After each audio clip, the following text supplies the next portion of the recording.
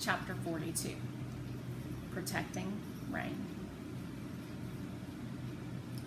"What did you say?" my father asks. I shake my head. He's so much bigger than me.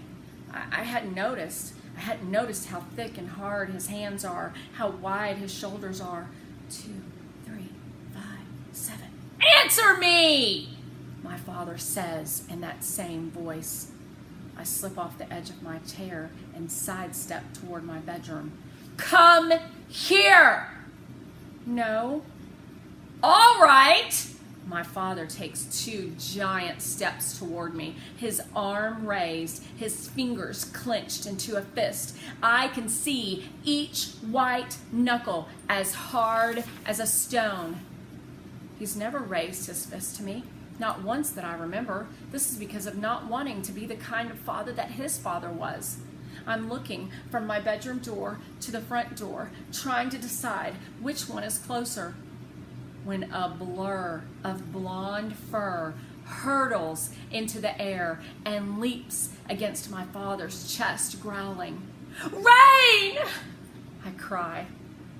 She lands on the floor and gets ready to spring again, but before she can, my father lowers his fist. He brings it down on Rain's back, and she lurches sideways and crashes into the legs of the table. I hear a crunch, and then Rain's yelp of fear and pain. I turn and fling myself beneath the table so fast that I skin my knees on the floorboards. I gather Rain into my arms and slide us under the very center of the table. My father reaches for us, and I scoot us away from his grasp again and again like we are targets in a game. "Don't touch her!" I cry. "Do not touch her! Do not hurt her!" I won't let go of Rain. After a few moments, the hand disappears. I hear footsteps crossing the room to the front door. The knob begins to turn and then stops. I slide forward a few inches and peer out from under the table. "If you say one word about this to anyone, Rose, one word." My father is breathing heavily. He has to pause before he can continue speaking. "If you say one word to Weldon, to Mrs. Cushel," his gaze drifts to Rain, who, although she's trembling, has also poked her head out from under the table. He glares at her. He doesn't finish his sentence. He doesn't have to. I slide Rain behind me so that she's out of his sight. My father grabs his keys and slams the front door behind him. I hold Rain for a long time. We're breathing heavily too. My breath comes in gasps, and Rain pants and drools.